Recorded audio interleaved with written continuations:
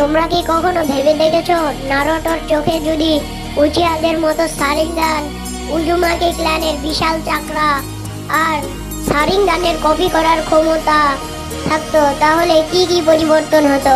চলো দেখে আসি। প্রথমেই তাকে মাসের পর মাস ট্রেনিং করতে হতো না, এক পলকেই কাকাশি সব জুৎসু মাস্টার করে নিত।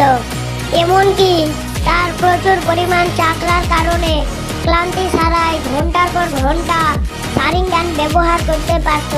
প্রথমেই নারুটোর সব থেকে বড় সমস্যা ছিল চাকরা কন্ট্রোল।